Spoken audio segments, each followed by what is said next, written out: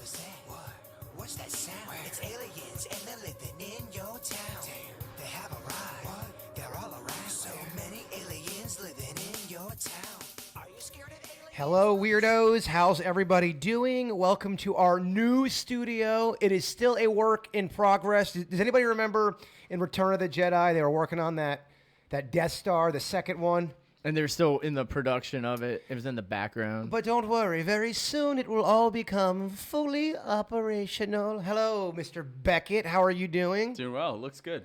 Yeah, we're getting there. This has been a really shitty move. Out of any move I've ever done, this has been the worst. This is worse than Miami. But this is the closest move. That's what's so weird about that. It's very weird. So, weirdos out there, let us know how it sounds. Yeah, kind of like the last time. We're still working on audio. We just reset up everything. Plus, these walls are blue, so it's a different hue than the beige ones you had before. Yeah, I can already tell that the weird sign is a little bit flushed out. But you know what? We're going to work on it. Save those emails. Yeah. we know we need some work. Beckett, got a lot of feedback Oh, God. from you and your girl situation.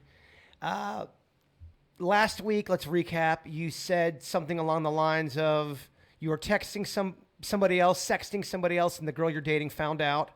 And then it unloaded a whole heap of problems from your past about how she cheated on you back in the day. Did she hear any of that? I don't know. What? Has there been communication? Yeah, I think that, not to get too philosophical, but you end up in a pattern, right? You end up in a situation where a relationship is in purgatory or not getting there. And, whether you need to go date other people or need to break up or need to get serious, something needs to change, right? And I think that there's a pattern that needed to be broken. So I think that it's one of those things that you kind of take a break off and you kind of reset and you either come back stronger or you move on and stay friends. I think what happens is I'm friends with most of my exes, and I think what happens is I believe that. if you try to hold on things too tight, like that's when people hurt each other, right? And I think that you can still love someone. Just because you break up with them doesn't mean you don't love them anymore. Yeah. What do you think about that, Denny's? And by the way, yes, Vicky is out today. She had a family emergency. I believe everything's okay, but she could not make it. What are your thoughts about all that, Denny's, what Beckett just said about when it comes to, Relationships, Yeah. like coming back stronger from it. So you probably... Or does Beckett right now sound like a politician? It is a little politician-y, but also, I think there's some value to it. There's a theory behind that. But so you say you stayed friends with all of your exes. Most of your exes, unless it was something, bad went in the relationship for the most part. Beyond the pale. Do you think in 6 to 10, 8 months, whatever, the girl here you're going to talk to again as a friend coming back, hey, it was a crazy ride we were on? Yeah, at the very least. Or maybe she goes on some dates, I go on some dates. Maybe we get back together right away. Like, I don't know. Like, we'll see. I think that there's a level of respect that needs to be there, and I think that you need to I think hard conversations sometimes are avoided. Yeah. In relationships, and sometimes you need a little shock therapy.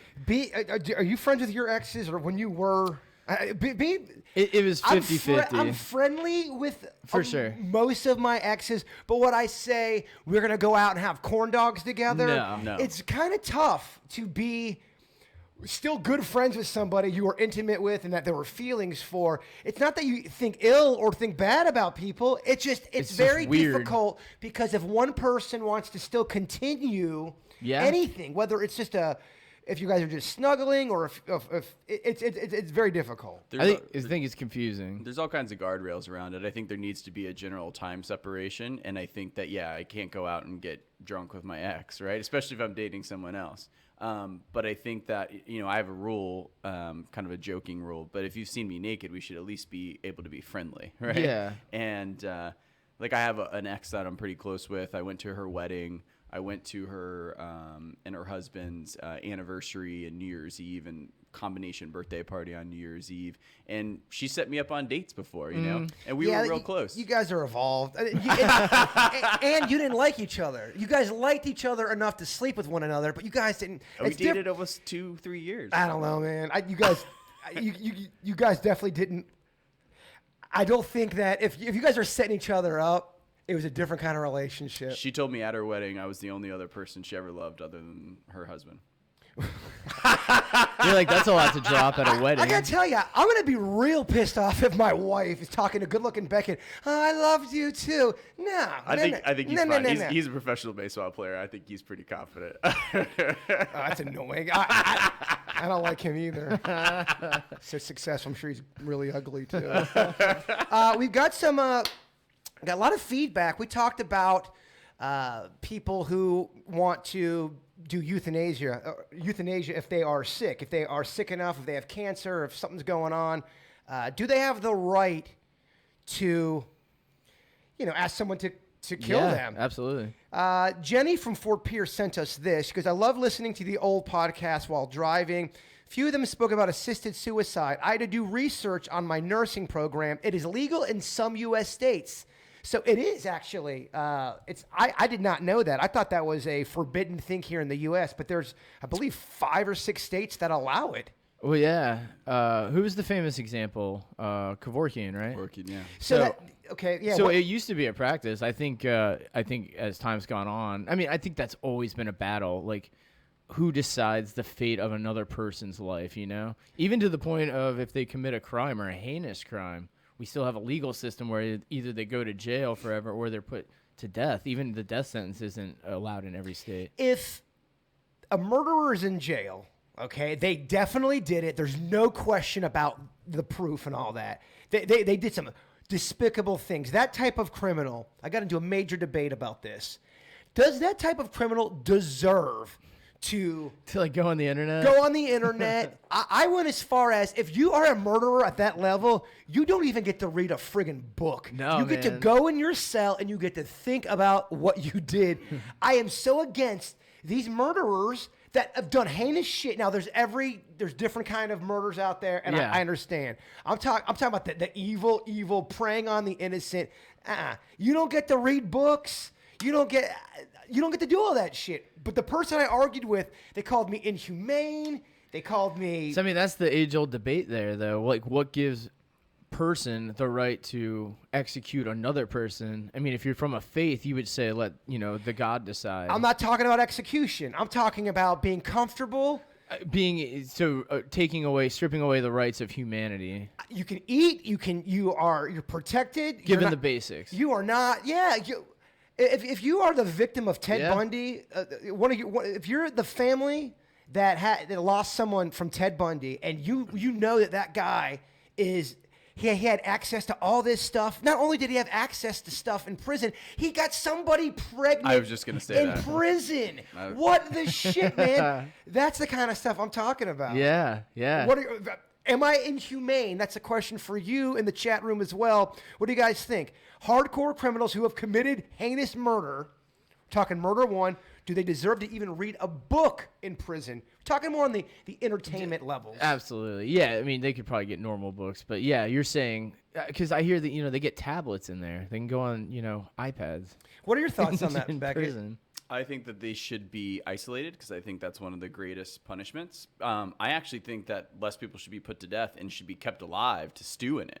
I think it's getting off easy sometimes when they're put to death. Sometimes. I think that in society, we're based on incentives and fear and rewards. And I think that society needs to have certain fears in place to govern certain actions.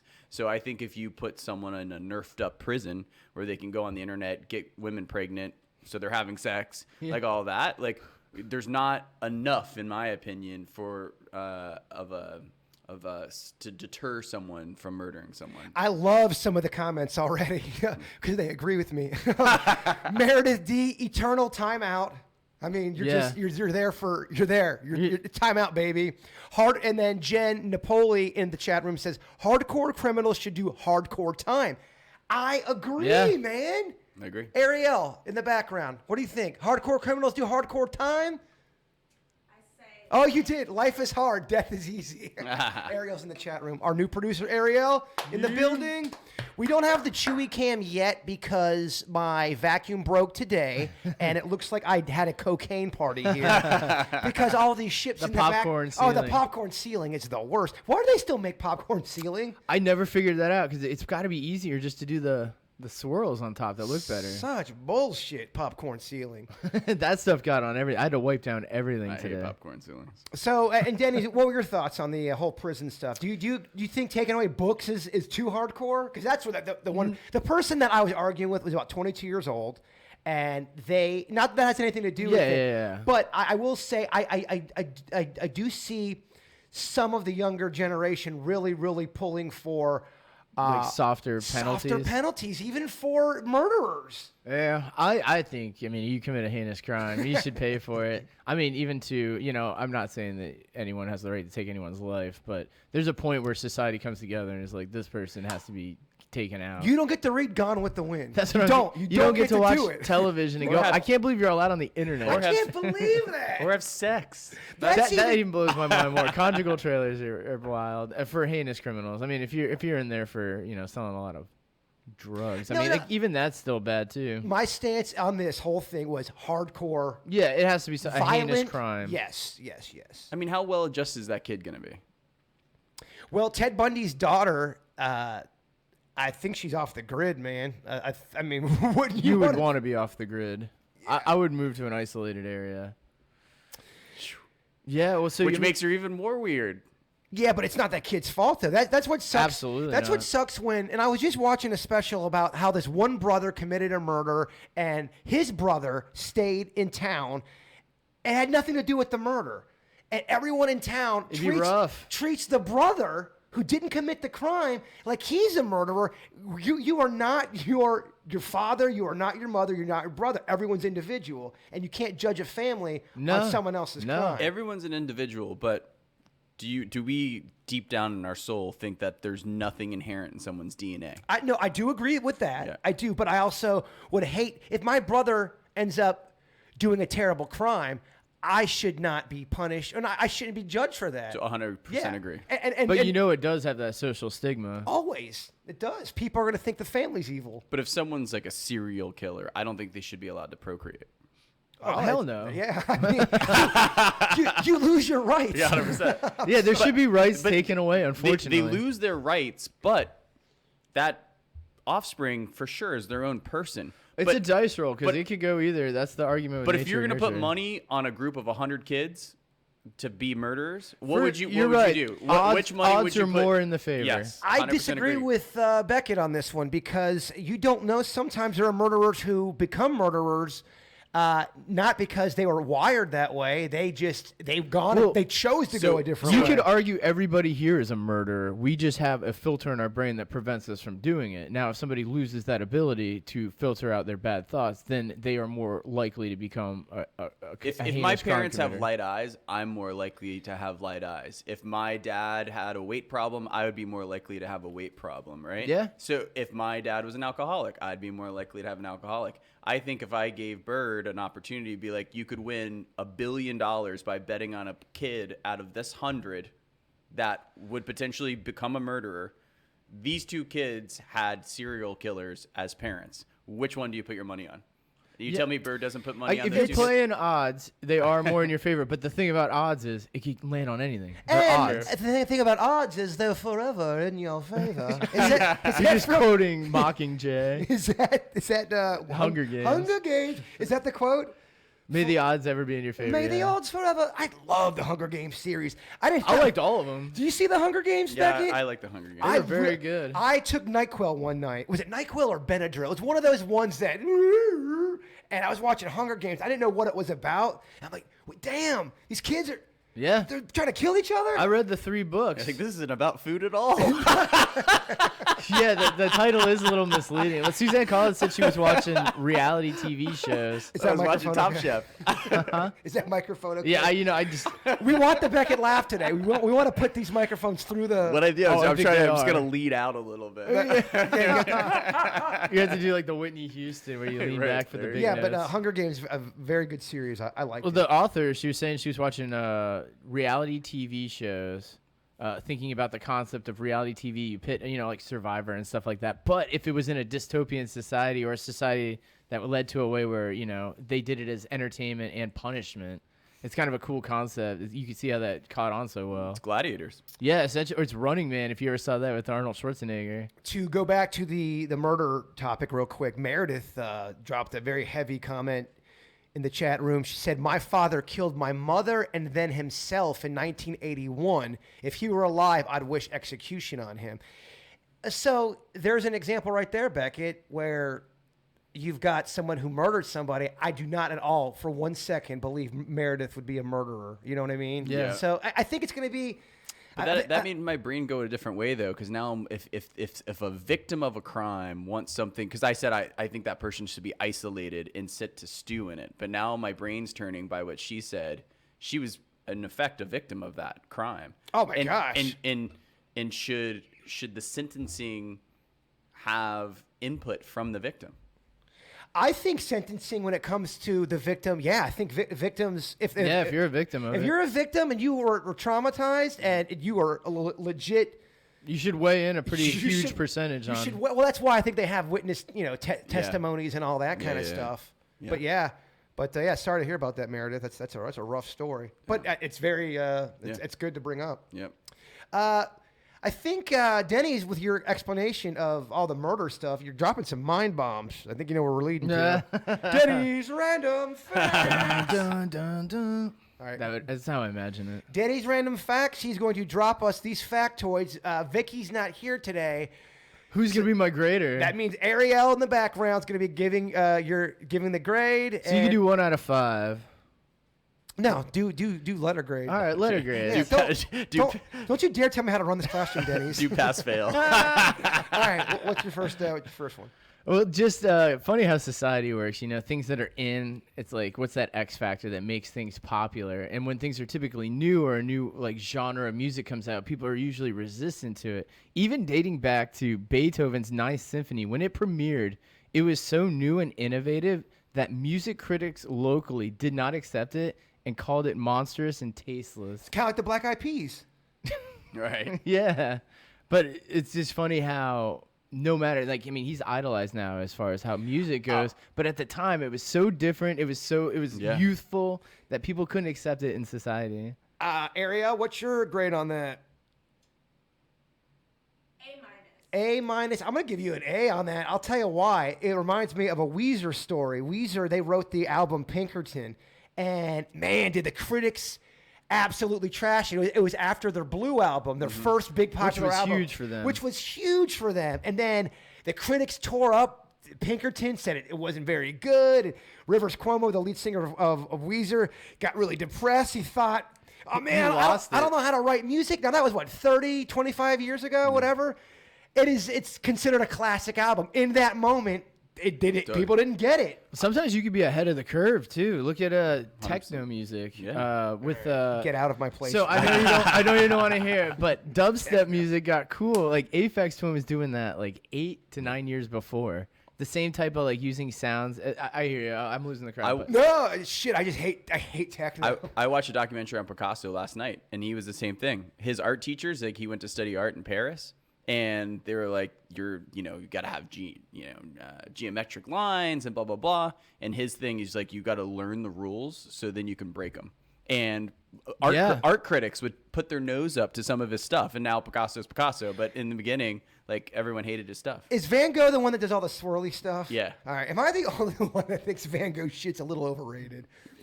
Well, I mean, it's innovative. It's art. That's the cool thing about art. You can make it whatever you want it to be. Yeah, And you got to find an audience. I for want it. to appreciate art more. I was in the Van Gogh Museum in Amsterdam. My friends were on shrooms, and I was just drinking. And The Salvador Dali Museum's cool too. Up in my St. friends Petersburg. were like tearing up, like looking at the paintings. On and I was- mushrooms? yeah. That's kind of that must have been That's a cool experience to do. the Mona Lisa is so beautiful. And I was like, I don't get it. I don't get it. I want to get it. I just don't get it. Well, you have to be inspired by it. That's why not all art applies to everybody. No, Sure. and I again, all you Picasso or you Van Gogh fans, don't be sending me your hate email. Well, you can consider this art your decor here of Star Wars. That's your Star Wars art. You're putting that together. You're putting your own spin on And it. some critical motherfuckers are gonna tell me, it doesn't look that good. There's always one. There's Denny's. always a critic. So if you're ever a creator, just know that Beethoven even caught flack for his music, and he still did it anyway. By the way, 18 and older. Oh, Yeah, no, that's the cool thing. As soon as you do anything, it doesn't matter what it is. Anything. somebody's got an opinion. As soon as you give a public opinion on anything, it doesn't matter what it is, you are automatically going to not have fans. You're right. I love pizza. Screw you, man. I'm a cheeseburger man. It's always gonna. That's how you know you've made it in some degree. Absolutely. You can always wear that as a badge of honor. That's why they kind of talk about having haters, man. People say they shrug the haters off. Well, that's how Jaybird sold me on the hate mail bit when we first started. Did you not like that bit at first? I did, but the name is stuck. Bitch Boy Beckett. It's stuck ever since. But I'm saying, was that tough for you to hear in the beginning? No. Okay, good. I was going to say you were on a national TV show. Yeah. Did you hear anything because you were on The Bachelorette? Did you ever hear negative stuff about and Bachelor in yourself? Paradise. Totally, 100%. What would you hear about yourself? Did any comment you hear ever stick with you? To No. where he's like, nah, I know my hair's perfect. No, I mean, even in my group of friends, like I'm the guy that my group of friends likes to beat up on a little bit, you know, like I just have a self-deprecating humor. I get it. And if you put yourself out there, like you do Yeah. a podcast, you know, you're on TV, like, you know, you like to tell dad jokes, you have a really loud laugh, like you just become conditioned to like kind of somewhat enjoy standard. Oh, yeah. enjoy the hate. Oh, the amount of shit we hear on a daily level of people, because we have people that listen to the KVJ show that hate listen. They love to listen to us because they hate us so much. Yeah. And I understand that dynamic because there are things that I hate that I watch. Yeah. Love But to hate. But in a sense, though, am I a fan? Well, yeah. I am. Otherwise, you wouldn't even watch it. The Lindsay Lohan Beach House show. I mean, I'm like, what? This is terrible shit, man. It's an hour long. It's an hour long. There was, I think, 11 or 12 episodes. I watched every single episode, and I hated it but loved it. What is that psychosis? You're like, this man? is so stupid. yeah. But it was so entertaining. I love bad programming. I love bad acting. I love cringy material. Yeah. And I guess I need it. I need it like a gremlin needs food. Daddy. Nothing happened in that show, and they No! stretched it out for an hour. It was. You could tell on that show, and this is the last I'll say about the Lindsay Lohan show. We you talked about it on air too. They halfway through, you can tell Lindsay Lohan said, "No, I don't like. Let's throw away this script and let's do something completely different." All right, that's my Lohan. That's my Lohan rant. That's amazing. Before the mics were turned on, we were talking. You guys made a Back to the Future reference. This is a random fact for Bird I found. In Back to the Future, the original idea, and tell me if this takes away any of the coolness. The original idea was for the time machine to be a refrigerator. But Robert Zemeckis was afraid kids would imitate the film and get trapped in fridges, so he changed it to a car. Yeah, back in the '80s, it was a big refrigerator scare. I don't know if do you remember that? I'm the oldest son of a bitch in the room today. Damn it, Chewy, you remember? Punky Brewster, an old show from the '80s. They had a whole episode where the little girl Sherry goes into the refrigerator, gets stuck. Mm-hmm. Yeah, my mom, do not ever go into the refrigerator. Like, Mom, I love the refrigerator. Would that have been as cool though? Because you guys, No. the scene you guys referenced earlier is when he's trying to plug in. Yeah. At the light tower, that would have been so less cool if he was plugging in a refrigerator. The DeLorean was a big part of that movie. Well, so that I mean that made that car famous. Ariel, what do you give that grade? Hey, it reminds me of a Supernatural episode. I'm gonna give that a C. Not that impressed, Denny's. All right, that was for you too. Just I'm playing. Let's see here, another one for the Bird. Not that I'm trying to cater to my audience, but Claude Hatcher bought a large amount of Coca-Cola syrup from a salesman and he thought he deserved a reduced rate, kind of how Costco charges. When he was refused, he vowed he would never purchase Coca-Cola again and was determined to create his own soft drink, which he named Royal Crown, Oh, I love Royal Crown. which became RC Cola because he vowed never to ever drink Coca-Cola again because he couldn't get a discount on it. Oh, right. I grew up on RC Cola. Gosh, did you ever drink that back? Yeah. Oh man, they had the cherry RC Cola. Absolutely. Look, A plus, Denny. I'm lighting up over here. They had a cherry RC Cola. They had the best little convenience store in Lake Park by where my dad worked at, by Kelsey Park. You'd walk there, you get a slice of their pizza. Some of these convenience stores really Best pizza. make good pizza.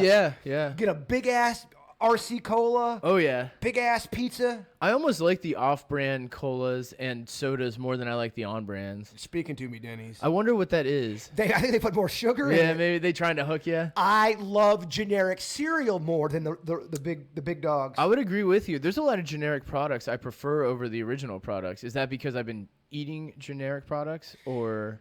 Yeah, you don't really care about Yeah. some of the things you eat. Although you are getting kind of no, he's kind of like a dog when anything you put in front of him, he'll It doesn't eat even matter. I could care if I don't even like it. I'll still eat it just out of like laziness. But all of a sudden, he is going through this GMO Big on scare, GMOs right now. and it's pissing me off because every time I eat something, bird GMO. It took a rabbit hole of reading has totally flipped my life. In fact, I went and everything in my house has been changed out for non-GMO stuff. Interesting.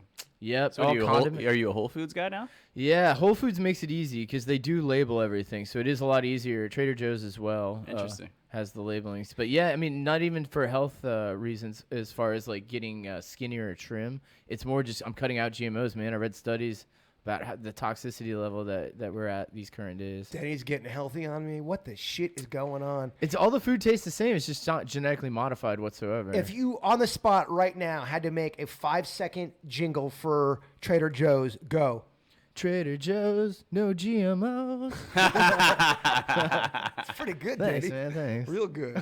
Big fan of your work. Oh, man. thanks. But yeah, I would just look into it. You could see. I mean, sure, the studies aren't quite there. It's still pretty new, and I mean, the theory is that essentially we're kind of testing whether they're going to work for the future generations or not. So if you want to be the guinea pig. Give us a couple more facts. I mean, I'm enjoying your work. All right. Well, so St. Patrick's Day, the color is actually supposed to be blue representing, not green. Initially, it was blue. You can see in the ancient Irish flags and on their armbands and the citizens of the Irish Army up until 1798 when the rebellion struck and they decided to change the color to green. It's pretty cool. So imagine instead of everybody wearing green on St. Patrick's Day, everybody's wearing blue. It's kind of like a royal blue. What do you think of that, Beckett? It's interesting. Ariel? I look better in green.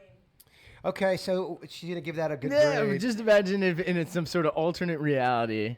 Here, all right, let me bring it back around here. Okay, bring it back. Well, all right, so I found this. We were talking before. I've brought up before that Americans, by just volume, work longer than any other country. We just work longer, not better, not less better, just longer. So Charles Dickens only worked between the hours of 9 a.m. and 2 p.m., wrote all 28 books in that time frame and over 200 essays without ever working more than 5 hours a day. His theory behind this was that if you just devote 5 hours daily to something and then live your life normally, it creates inspiration. How awesome! By the way, I love that, and I figured you like that one. I do really like that. I think when it comes to being creative, and everyone is creative. Absolutely. I thoroughly believe that with all my heart. Everybody is creative. That's one of the sole purposes we're here Yeah. to put on the planet. And whether you're doing numbers or whether you're hanging shit, you're creating something. Yep. And there are times where creativity hits you and it does not want to leave you. And then that son of a bitch Gone. ghosts your ass like a hookup you want to have come back into your room. It's gone. You Yeah. gotta catch it. You can't. It is so odd. And I love hearing what people do to stay in that creative zone because I think it's different for everybody. Kevin had that one little story or that one article about how when you drink, you have a couple beers, Yeah. right when you start to kick in that beer and a half to 2 beers, all of a sudden, for a lot of people, ideas start to go. You're starting to, something clicks. Now, when you go from 2 beers to your 4th beer, now you're like, let me text her. Yeah, exactly. What's she doing? Or you're like a 5-minute solo at this part. Yeah, You know? well, that's when you start writing rock operas. Yeah. Or that's when you start writing a 7-minute Kevin is Fat song. But I Fat think Kevin song. there's something to having a regiment, having a schedule. I mean, if you even look at the military, they take people and they discipline them. They put them into a regiment. There's something about that. Humans, you might not necessarily need a strict regiment, but you need some sort of regiment in order to, I think, function. It is weird, again, or whatever, that you say that because Chewy has forced me to be on a bit of a Yeah. schedule when I never, you know how I was before Chewy. Everything was very inconsistent. It brings a sense of peace to have a little bit of a structure there. And I'm an organized chaos kind of guy, or more chaos kind of guy. Well, there's something to be had or said about having something to care for or having somebody to care for you. There's something about it because if you don't, then you're left to your own. That's when you get you're out late every night. You're doing things that you normally wouldn't do. But if you have somebody there that you respect or love that holds you semi accountable, your behavior will change if you love and respect. It keeps them. you tethered. It keeps you tethered and anchored, and it's good. Otherwise, I think humans just go. I need somebody keeping tabs on my ass. Having a man. girlfriend my first 2 years of college was probably the best thing that could have ever happened to me. absolutely. And then after graduating college, or soon thereafter, I got dogs. And that was the great thing. Like when I Yeah. was going to probably make a bunch of bad decisions, I'm like, oh my God, I got to go let my dogs out. You Oh, know? Chewy's special needs, so I really can't. I start to feel extremely guilty if it goes about 4 hours into me doing anything. Yeah. I don't want him In discomfort. I don't want him in discomfort. Yeah. But yeah, it's a very, very good point about structure. It's weird. Humans crave it. We rebel against it, yet we need it. It's a weird thing. I don't know if I talked about it on this podcast or on KVJ, but there's this one guy is a motivational speaker. He talks about the first thing you do is make your bed. Yep. Because Yes. it's a structure. Navy SEAL. Yeah, it's just something that as small as that is, it changes everything. It does change. Even an organized room changes everything. So what I did to like kind of trick myself, because I mean humans, once something becomes work or a chore, it immediately loses all enthusiasm for it's gone. So you have to kind of like trick yourself into actually wanting to do shit. You're right. So what I did was I bought a wireless vacuum because the thing I hated about vacuuming was that you have to plug it in, you get to the end, you have to unplug it, move, unplug. It's a pain in the You can say in the dick, area. at So. this point. Well, so I bought a wireless one. I pop it out. I vacuum right when I get home. First thing I do is vacuum. I just boom, boom, boom. It takes less than like 6 minutes, and now my place smells and looks better. Yeah. and I thought you were- immediately I'm in a better mind. I thought you were going to say it was remote control, and I'm like, that is genius to have a remote Oh, control. how awesome is vacuum. that? We should invent that. It's a rumor that you could tap into. How great would that be?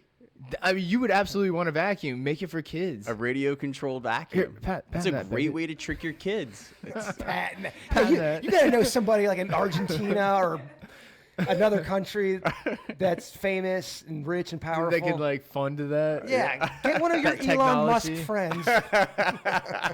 Because the most powerful person we know is Kevin from the show. And he's just strong, powerful. we could fund the whole podcast by this radio controlled vacuum. I mean, I'm kind of on board for it.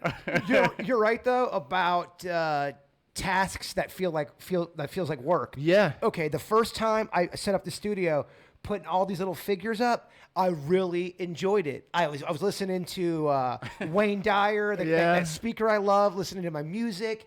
The second time, holy shit! I was mad. I was bitter. My aura is off. This move has turned me into an asshole. I'm glad to get it over with. Oh, I already put this fucking Yoda down. I put him back. I was so mad. Moving sucks Ah! because it's like when your car breaks down or something breaks on your car. It's like you have to pay all this money, inconvenience yourself just to get back to exactly where you were. Oh yeah, and there's little weird holes here. Like for example, my front door right there, right by where Chewy's at. Underneath it, Yeah. there's the biggest wide open spot. Can't imagine why I've got so many fucking frogs. A frog doesn't even have to climb under it. Monday, I talked to him Monday. Oh yeah, we'll get it fixed. Nah, nothing. Ghosting me. Ghosting me back here.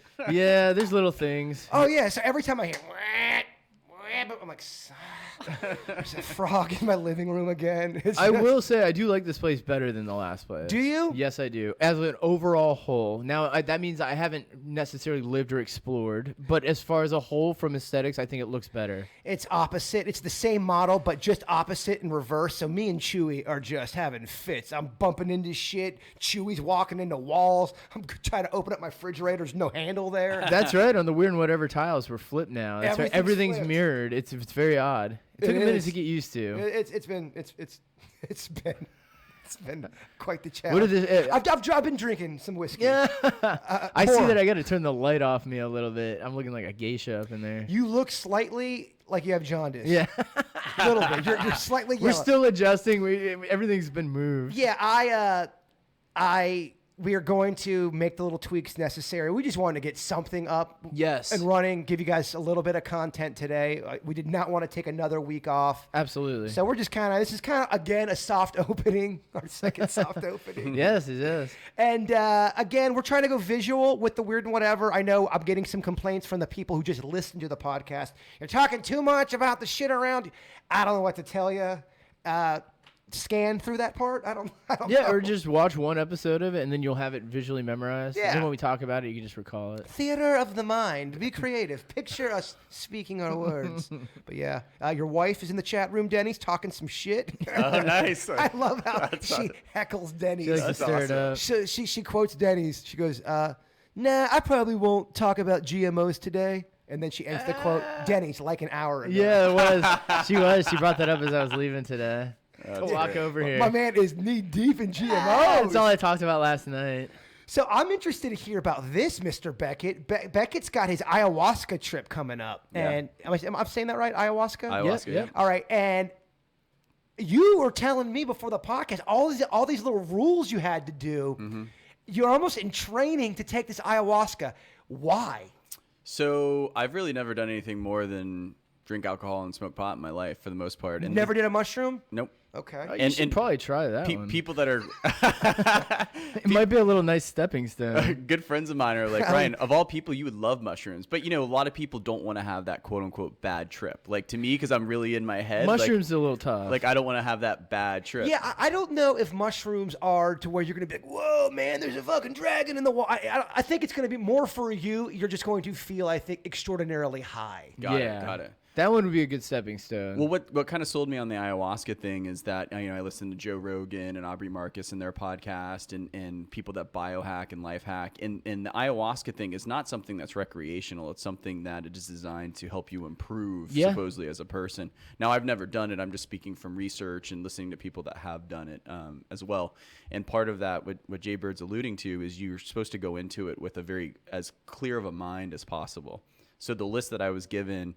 Not allowed to have sex, no masturbation, no meat, no alcohol, no caffeine. No porn, you were saying. No porn. Okay, so how long do you have to do that for? So they say 10 to 14 days. So I'm probably like 7 to 9.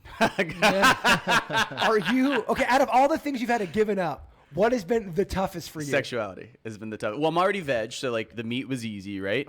Caffeine, I was drinking a hands down lot of. sex. I was. What? Hands down sex. I was drinking a lot of coffee. I was drinking pre-workout sometimes before the gym. Like that was kind of hard to like just go cold turkey on caffeine. Social media, like that's like something you use a lot. Or at least I do. So like that was a little tough to taper. Like I'm still working on tapering that. And the So- no, sexuality is the toughest. No social media. That was part of it too. You're supposed to taper it. They don't say like delete it, but you're supposed to taper it. So that's the criteria with the ayahuasca. They really want you to have a spiritual experience. Yeah. That's what this is about. Yeah, I mean, you can throw up, you can have diarrhea, like you're nauseous, like it's not like a fun thing. And unlike from what I've told, like other psychedelics where you peak, like you don't peak once on this, like it's a wave thing, like you come in and out of it like for a few 3-4 hours. Why do you want to do this? It's supposedly it strips the ego from you. And the analogy that I heard, it's like having a set of foggy glasses and you take a cloth and you wipe it clear. I listened to a guy that's been sober for 15 years and he did it. He was worried to do it because he was like, I don't want to go the down battle. another rabbit hole. He researched it and it's not something I guess that triggers that supposedly. So he did it. And he said that it was the most sober I've ever felt. I'm in my mid 30s, career. We've talked about relationships on this podcast. Do you think you're so you're 35, is that what you are? 36. yeah. 36. So you're in your mid 30s. Would you say that you are not a breakdown? That's not what I mean, but you are heavy thinking with that. You're at crossroads almost. You are thinking about your life. You're thinking about your legacy. You're thinking about all of that. Yes. And it's probably a very consistent thought. Yeah, I overanalyze everything always. That's nothing new. But it feels like yesterday. It sounds cliche that I was 25, right? And as an entrepreneur, cliche, it's up and down. Sometimes I'm at top of the mountain. Sometimes nothing's going to work, and then it goes up and down. Relationships, like we've talked about the past relationship issues that I've had. Is that her? Is that us? Is that me? Like those are kind of things I want to think about. I think that there's a lot of internal work to do before you can be externally happy. I don't think I'm going to come back after this and have everything figured out. Be changed, yeah. But I do think that if I can excavate and have a little introspection, I don't think that can hurt at all. And in fact, I'm excited Yeah. about it. People have asked questions before because we've brought up, quote unquote, the ego. I think what we mean by that is just the thing that really it puts you in situations you don't want to be in. It's where you are jealous. It's where I've heard ego explained to me as edging God out.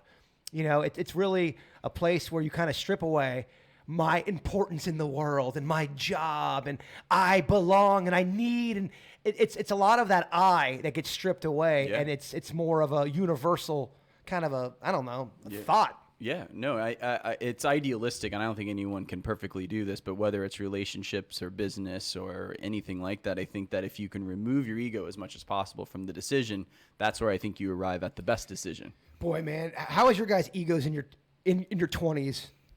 Oh, I mean, they're through the roof. Oh my gosh! I mean, That's what's weird about your 20s. Yeah. it is. Well, Ariel, she is. How old are you, Ariel? 25. She's 25. So yeah, I mean, you're in the peak of it. You're in the peak of it. There is a real thing called the quarter life crisis, and I definitely agree with it. But I think you have that at 30. I think you have it at 35. I think you have it at 40. Well, it can go either way. We're constantly everything's changing constantly. I mean, you can either stroke it and let it grow, or to try to diminish it by accepting, that we are small. How when it comes to ego and raising kids, Denny's, what's going to be your philosophy?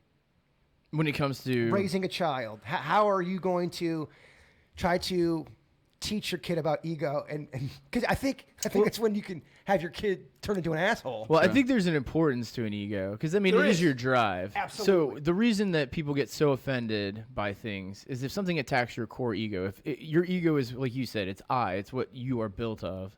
So if somebody says you suck at guitar and you take that hard because you're like, well, fuck, I put a lot of time into this, that hurts your ego because that's something you actually care about. People say it too much. So, but you need that drive I agree. in order to then either, out of spite, show them that you are good at something, or, use that to be like, all right, this is how society determines this. Maybe I'll just avoid them. That's such a great point. The roadblocks in life, the things that get you down or up, are very important. You do got Yeah. to get knocked on your ass emotionally. I feel like you people, have to. people are fueled by spite. Now, you shouldn't get consumed by it, but you can definitely use a bad situation in a positive way. Yeah, it's such a great point It that is. Denny's just dropping. I mean, because you can absorb it, and you can absorb it in a negative way, and it can eat you up, or you can use that as a boomerang, and it can come back out of you stronger. I Absolutely. mean, that's what made Tom Brady. He was so pissed off and had such a big chip on his shoulder. I think even to this day, he's like, "Screw you! I almost didn't get drafted." Like I yeah. was always like, Well, it took. I remember when I got into radio, 2004. I was about 209 pounds. I had a belly, but I wasn't completely. Yeah. When I had clothes on, it didn't look like I was pudgy. I would say 6 months into the job, I ended up gaining. 200. I got up to 248 pounds. in 6 months. Within the year, I should say. But I also knew we were doing a lot of eating bits, and there's a lot of stuff on the air eating. So I'm like, yeah, I'm doing the right thing.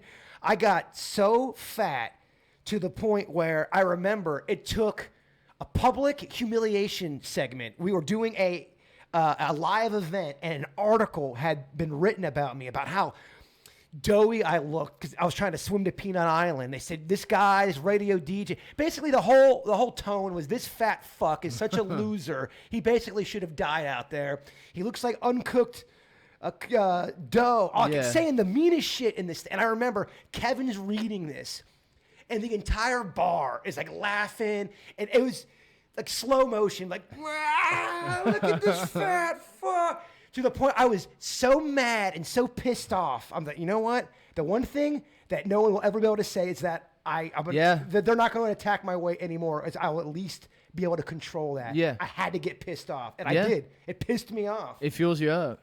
And It does. that's when change's made. Dude, That- think about like you go to City Hall and you're like, they cut down your tree or something. You're like, I love that tree. I've had that tree. And the City Hall's like, well, we had to cut it down. From that point on, you're like against trees getting cut down. Like this And new, City Hall. Yeah, this new thing has been developed in your life. It's weird what that does to people. Totally. And because it kind of attacks what, to them, maybe that tree meant something. Whatever subconsciously that meant for some reason that offended them. Goes back to the eye.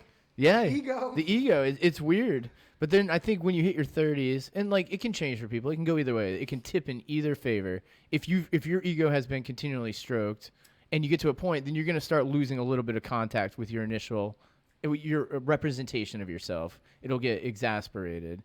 But then there's humbling moments that happen to people in which then it knocks the ego down, and then your super ego kicks in. You get a little more aware of how society, your impact on the planet. The humbling moments in life. Oh, do they suck? But so necessary. Important. My Well, that's how you gosh. learn. So if you try to shelter everyone, like everybody seems to be avoiding things, taking The pain. painkillers. I mean, given I understand there's extreme pain out there, but if people are abusing the drug or something to, get rid of anxiety or to get rid, there's all these remedies now. Instead of getting something to treat it and get rid of it, you should try to make positive changes in your life to see if you can diminish some of the effects you might be feeling. Well, there's that new type of parent now. You had the helicopter parent.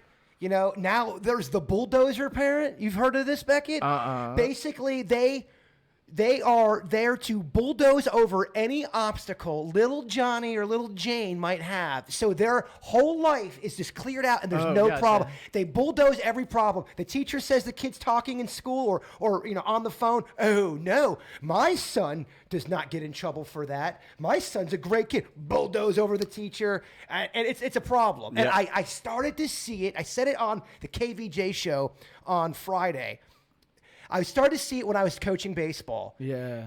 I coached youth baseball for almost 12 years, and I had really, really enjoyed it. I thought that was going to be my passion and my career in life was running baseball schools and teaching little kids.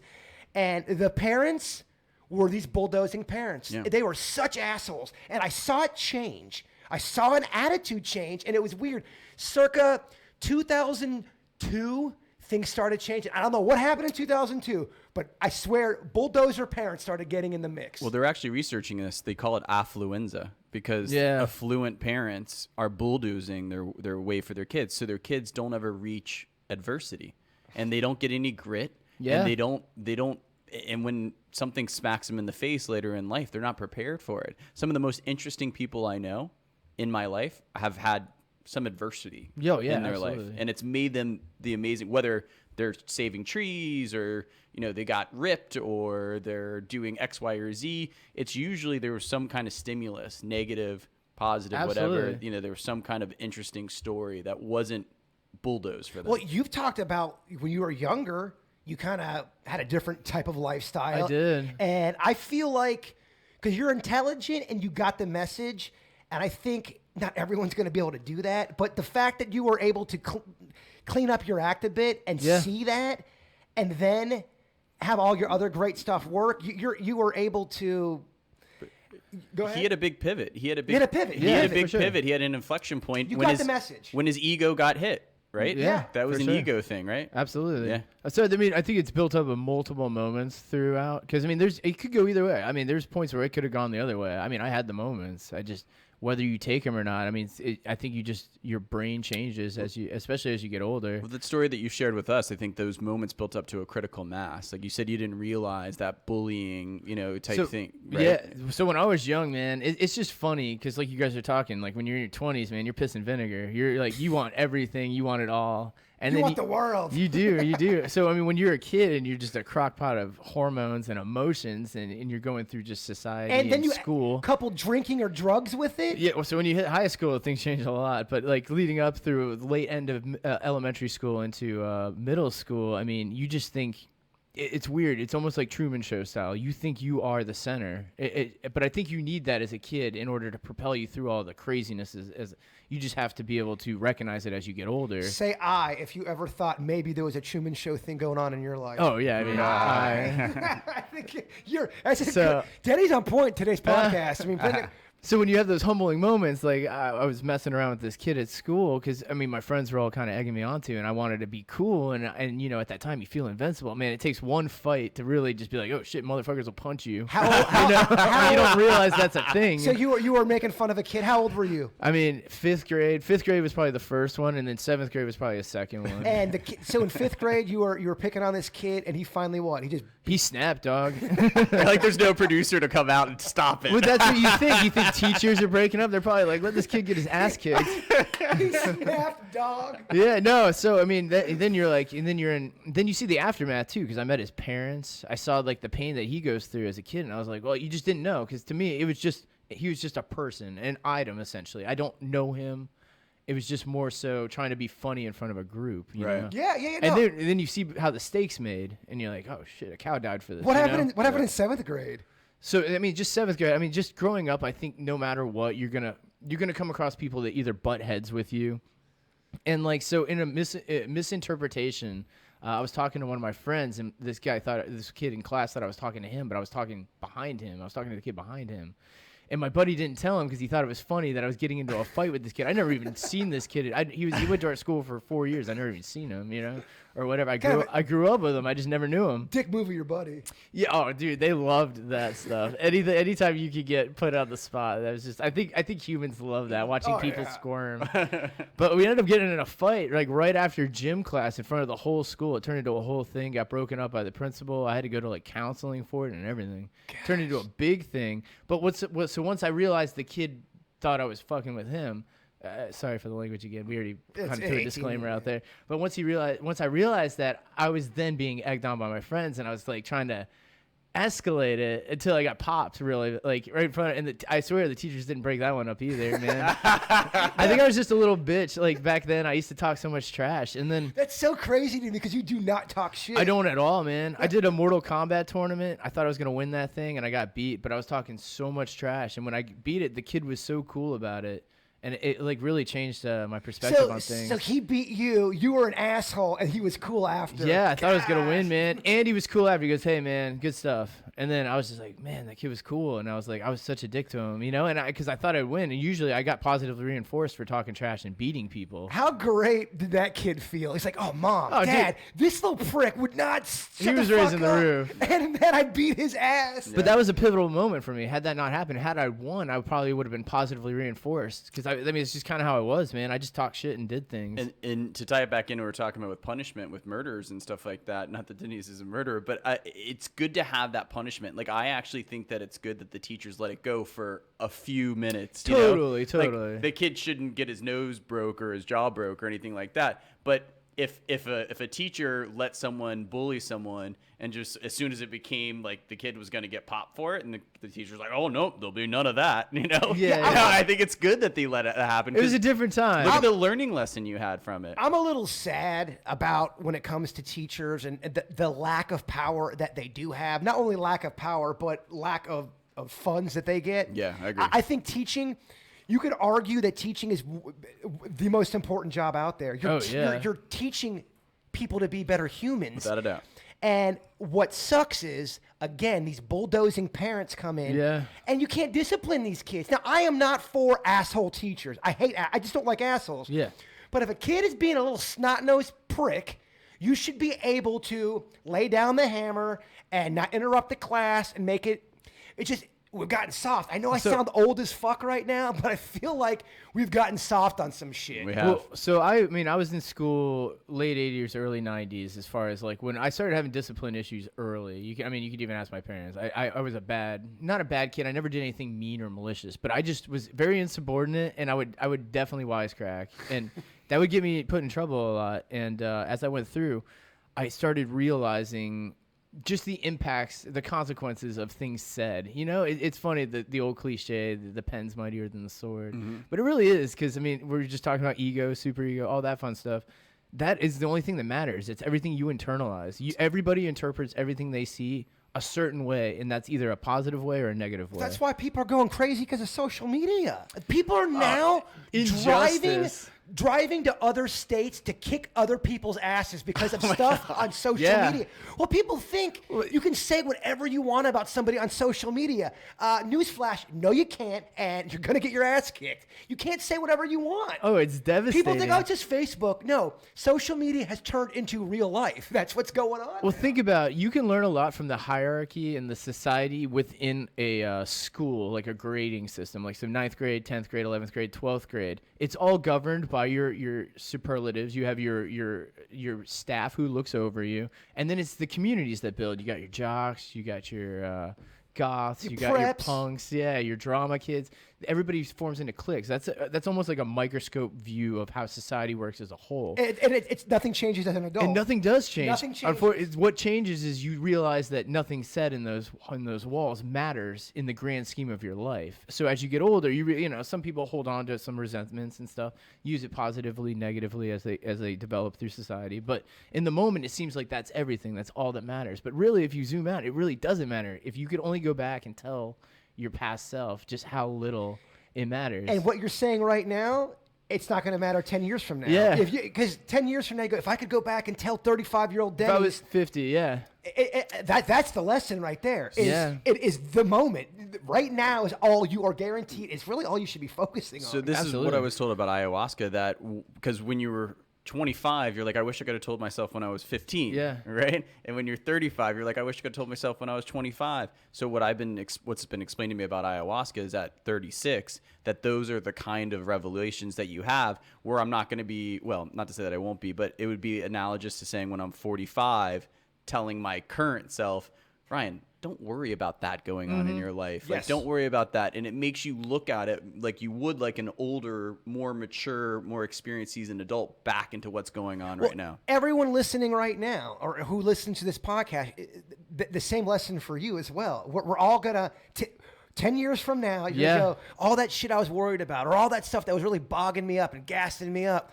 I think 90% of it probably doesn't matter. 10%, yeah, your loved ones and Yes. matters of the heart kind of thing. But there's so much shit that we obsess about, that we worry about.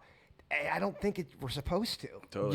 Yeah, no. It's all distractions, dog. Yeah. We need the drama. You said that last week or a couple weeks ago. Humans were designed, we have to have drama. It's weird. We crave it. We don't want perfect. Yeah, we almost secretly we want everything to be organized, but we don't want it perfect. It's weird. It's almost probably a conundrum. It's an unachievable goal. You know, people always say, "What kind of life lessons have you learned?" And one of mine: never date a girl that says, "I hate drama." I fucking hate drama. No, you do not. Or I don't- run from that girl. Or I don't have any girlfriends. I get along with guys better. Oh, well, that's another one. Where, so all your guy friends want to sleep with you, and you probably maybe slept with a couple. Yeah. So the ayahuasca, I'm curious to hear once you're done with it all and said and done, the experience that you have, because I felt like LSD can also open your mind as well, which was I think part of the appeal of it. I think one of the differences is that DMT is the active ingredient in ayahuasca, and unlike some of the other psychedelics, it's naturally produced in your brain. And I could be wrong on this, but I don't think you can overdose on DMT. It's a natural For sure. substance in your brain. But just the fact that it's a hallucinogenic that allows you to think abstractly. Yeah. And I wonder, because ayahuasca is mainly used in therapeutic settings, Yes. or spiritual or religious settings. Yeah. So it's at a church. It's guided. So it's not like I'm just going to go in my backyard with my buddies. I mean, this kind of sounds fun, though. It's scary but fun. I mean, you're going there for a spiritual mission. You're there to try to find some answers. Well, That alone, I like. But Yeah, you're yeah, searching in your own brain, the map that you've made. The trip itself, I heard, is not fun. Like mushrooms, or I've never done any of that stuff, but how it's been explained to me, where you go see Jerry Garcia at concert and you're like, oh, this is amazing, and you peek and whatever. Like, this is like uncomfortable. It's uncomfortable because the actual physical way that you feel physically Nauseous. uncomfortable. But I sent Denny's an article. it's like looking in a really uncomfortable mirror, right? Well, like you talk, the stranger. What it allows you to do, I guess, is confront your actual self. Yes. Yeah, so I really do believe that we're all the stranger. We all have a stranger living inside. It's the person that we never let anybody Well, see. those are the insecurities. But that's an interesting way to put it. But the stranger really is not really a stranger. You just don't. The stranger really is the face you show the world. You know, Right. we know Ryan Beckett as Ryan Beckett. I mean, I think you give out 85, 90% of yourself, but Yeah.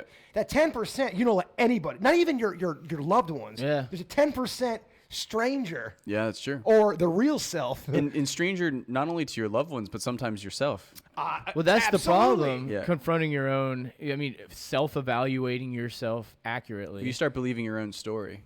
I Well, that's think- what I'm saying. If you start skewing your ego and to the point where you can't recognize where it was originally started. But don't you think, though, even with all of that, deep down inside, everybody does know their bullshit, and they know that stranger we're talking. They know it's there. They ignore it. Yeah. But deep down, everything they don't like about themselves or whatever they're insecure about. I think everyone knows it. They just don't want to admit Oh it. yeah, and you spend so much time away from it, you probably, it's out of sight, out of mind. They do, but I think what I grapple with is where's the balance on that? Like, where am I being honest with myself, and where am I being too down on myself? That's a great Like, point. you listen to a motivational speaker, they're like, before Taylor Swift gets on stage, she's nervous. She's like, am I the right person for us, Oh, right? shut up, Taylor. Shake it off. Right. But I'm saying that a lot of people, like you're really successful people, they can say like how they are insecure or how they doubt themselves. So they weren't confident enough to give that speech, to go sing that song, to do those things. So where do you separate that? Where do you say, hey, I'm putting on a false face to be confident or to believe that I can start that business or whatever? And when is it like, you're like, that's really me? I think there's some things where people are going to naturally be nervous, like a Taylor Swift going up and singing. I think performers are going to have that. I think it's the thing that people lie to themselves about: relationships. How they are in a relationship, whether it's a friend, whether it's a boss, whether it's someone you're romantically involved with. It's really, really hard to get 110 honest with yourself when you haven't been 110% great all the time. I don't think anyone is 110 awesome all the time. No. But when you have to look into what you're talking about, those insecure, the ugly things we don't like about our personality, that's not fun. It's not easy. Nah. And that's what it sounds like you're about to go do. Yeah. Have fun with that.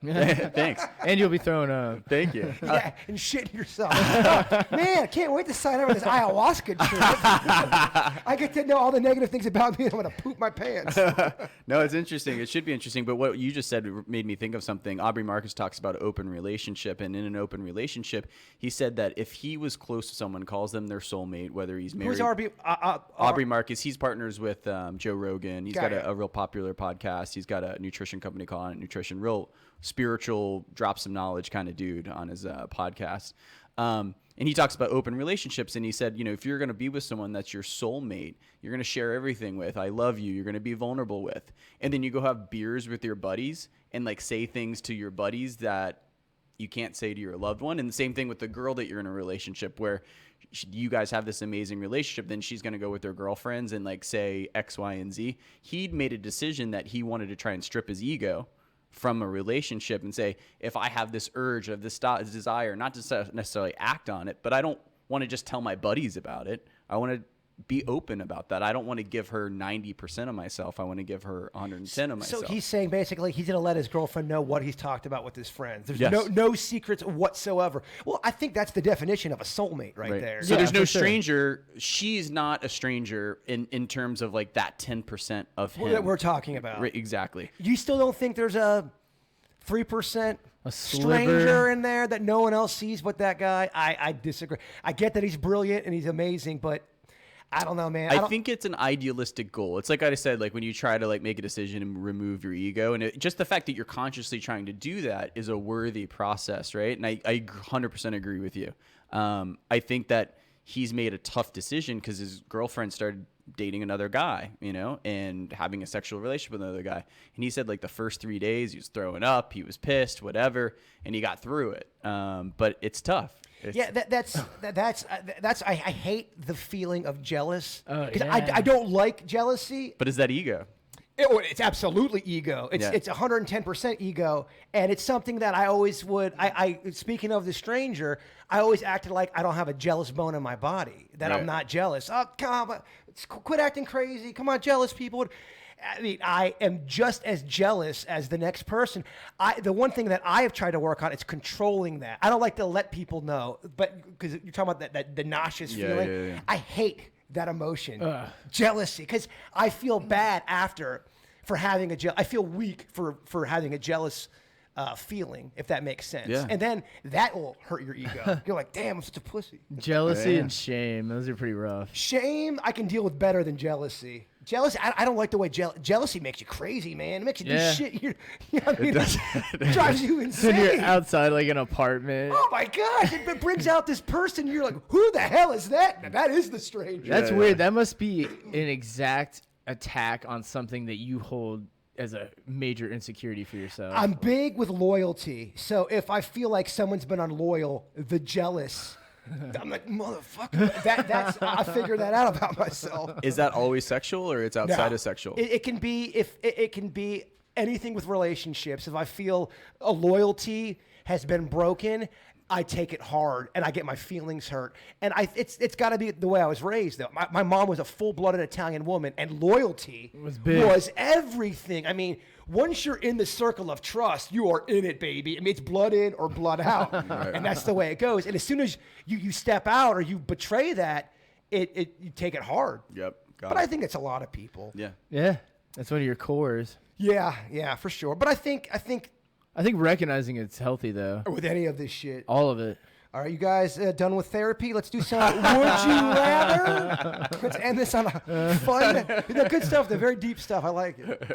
Okay, would you rather have your dad condemned to hell or your mother? You got to pick one. Ugh. Now, these are supposed to be awful. Danny's go first. Yeah, who do you condemn to hell? Oh, probably my dad, just because I think he'd handle it better. Really? Yeah, my mom would be so pissed. I think I have to condemn my dad because I think He'd handle it He'd just handle it slightly better. Oh, better. he would- He'd my be still mom- mad. Don't get me wrong. I don't think my mom would deal with hell very well. I think I have to agree as well. We're all sending our dads to hell. Damn. Damn. Week after Father's Day. Come on. Damn. That's not a fun one. Okay, would you rather have 10 eyes on your legs or have 3 private parts?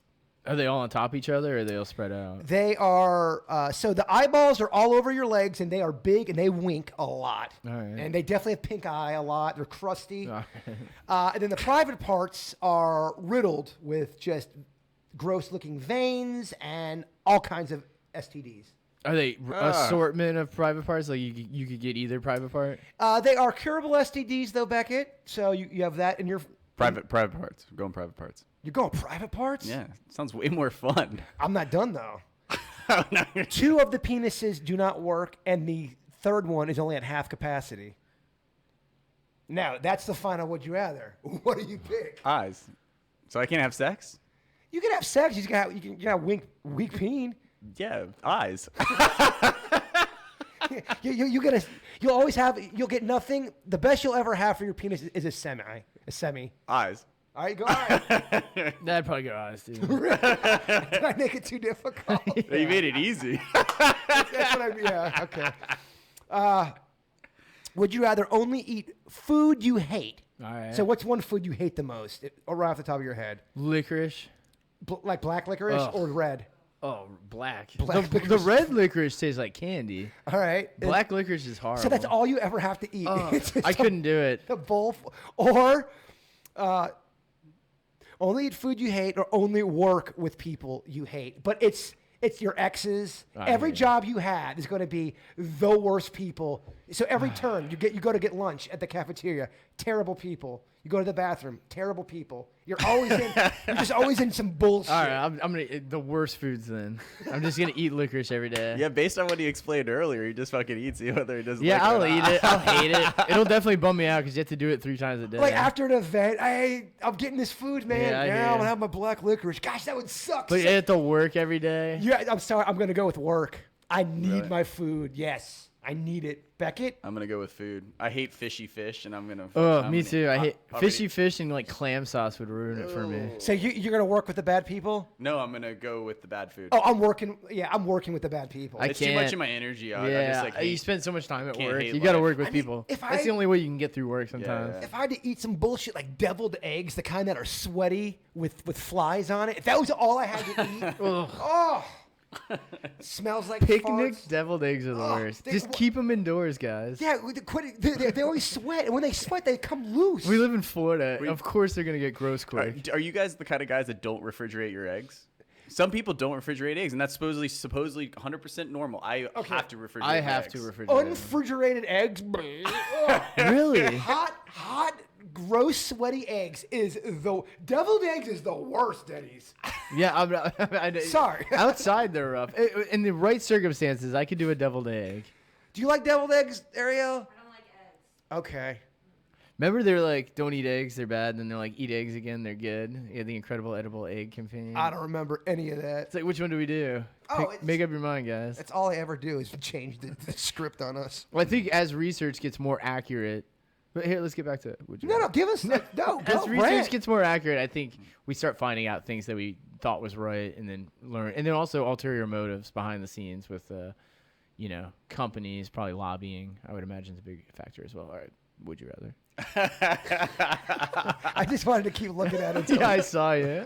All right. Would you rather cry every time your boss talks to you, and it's sobbing, and if you work for yourself, you can't play, or piss your pants anytime your significant other touches you? Boss. Boss. Cry. You ain't gonna get hired, man. You're gonna be a crying bitch. all Yeah, the when you time. go for your job interview. Hey, what's going on, Daddy? It's just the sun. It's so bright. Or your boss is gonna go so easy on you because they feel bad. You'd have to find a job where crying is awesome. I would be crying employee would be my handle, and I would just post pictures of me crying all the time on my Instagram. You'd own it. You'd flip it. Yeah, you'd have to. gotta That's how you just make own it. money. I agreed. Be like, I cry constantly. It sucks. I'd turn it into like a job where you could watch me on camera. Oh yeah, crying 24/7. I'd eat food shirtless and cry. Do I get any viewers? Oh yeah, one right here. We got to get Beckett for the shirtless part. That's how we get viewers. Digitally imposed. Hasselhoff did a video like that. It went viral, right? Where Yeah, he I don't was, think like, he intentionally drunk on wanted the that. phone. Such a sad video. I've watched it a lot. That whole story is sad. The fact Yeah. that the kid, I'll tell you what though, you do that in an Italian family where the kid rolls over on you and leaks some footage on your parent. Good luck with that. Oh, yeah. Oh my gosh. Hasselhoff was so pissed. Oh, there's no way Hasselhoff And wasn't. embarrassed, Yeah, yeah. if you don't know what we're talking about, back in the day, David Hasselhoff was hammered. And Eating a his, cheeseburger. hammered, eating this messy ass cheeseburger on the ground. And it's that kind of footage where you don't want anyone to see. He's it, like man. laying on his It's basically side. almost the equivalent of standing up and wiping and everyone seeing it. Yeah. He's just so drunk and sloppy, and his daughter videotaped the whole thing, and then she fucking posted it. She posted Oh, it. it's so brutal. And then he has to go out in public and act like he's glad she did that. You know when the next day he's like, what the hell did you do? But yeah, go ahead and check out his lowest moment. It's Yeah. on YouTube. That's a bad hangover. It's like you wake up and you find like a high receipt in your pocket from like the night Oh, before. yeah. That's way worse. I'm going to go with crying as well. And then I believe that's all we got, boys and girls. You guys have anything to add? How long we been going for, Ariel? About 71 minutes. Okay, Oh, all right, geez. perfect. That's All good. right, That's yes, good. yeah. Thank you guys for tuning in. Hopefully by next week, what do you think the chances are of maybe having the phone ready for I interviews? think we will. We got everything. It's honestly, we're just gonna be testing it. Yeah, again, thank you weirdos out there for your patience. It's been a bumpy ride. We were really starting to kind of feel consistent, and we had a lot of good things on the horizon. It's okay. Shit happens. But I think the positive, we are on track to getting the guests back. Vicky will be back next week. We've got Yep. Ariel, our producer. So the team, it's starting to happen. Beckett, anything to promote? Nope. And thank you to everybody. Wishing my boy Bigfoot Yeah. Great wishes. His surgery was a success. We love you all, and Bigfoot is real. What was that? What? What's that sound? It's aliens and they're living in your town. They have arrived. What? They're all around. So many aliens living in your town. Are you scared of aliens? Well, you should be. Cause aliens wanna probe around in your booty. Aliens are here to take our resources, steal our water and eat all of our horses. Aliens are nothing like the movie E.T. The movie Independence Day is how it will be. To all the victims who have been kidnapped, Snack Pack dedicates this track. What was that? What? What's that sound? It's aliens and they're living in your town.